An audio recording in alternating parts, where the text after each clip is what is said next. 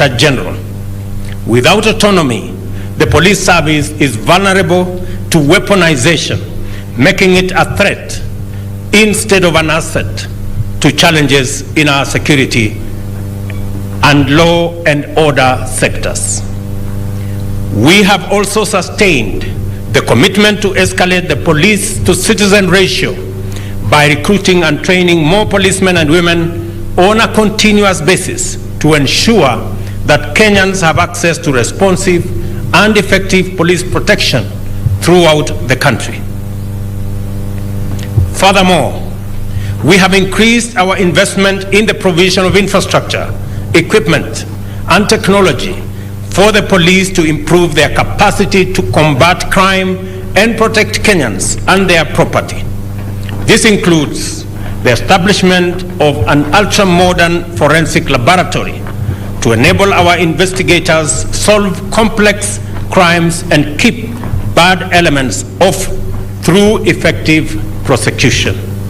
Additionally, we have enhanced coordination between various agencies in resolving crime and security threats, while at the same time deepening the collaboration between the police services and communities. For this reason, it is important for every police officer, including you standing here before me today, to be mindful of the need to maintain relations of mutual respect with members of the public as a matter of necessity. This is because citizens are your employers. Citizens' rights and freedoms are constitutionally protected, and also because cordial relations with the public enhances police capacity to keep citizens, their communities, and their properties safe. As regards the terms of employment, conditions of service and welfare of police officers, the government of Kenya has undertaken a number of measures. I recently, for example, appointed a task force to review the conditions of service for the police and prison officers, whose report and recommendations shall chart a clear and actionable path to significant improvement of the terms of service and employment of our policemen and women and prison officers. Also, the provider of comprehensive health insurance cover has been competitively contracted to ensure that all police officers and their families have access to high-quality medical services, including mental health and psychosocial support.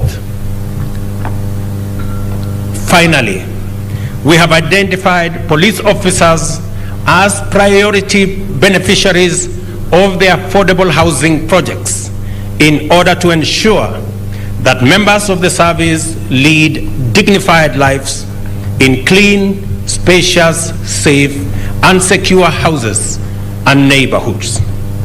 Kenyans are committed to meet their part of the bargain by ensuring that their government facilitates members of the police service to be ready and capable of protecting them. For this reason, I urge the graduates as well as members of the service assembled here to reflect on their part of this contract and commit to do their utmost in delivering on it. Kenya's neighborhood of the Horn of Africa continues to face various security challenges.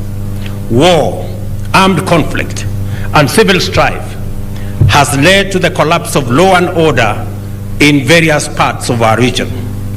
The cross-border spillover of this crisis has saddled our security sector with the burden of illicit firearms among civilian populations, sustaining banditry, cattle rustling, and other threats to life, property, peace, and security. Kenya continues to seize every opportunity to restore peace and stability in affected countries and regions through peacekeeping deployments and robust diplomatic efforts. We shall not relent in this quest until our brothers and sisters in the Horn of Africa as well as East Africa enjoy peace, stability, and prosperity. The time has come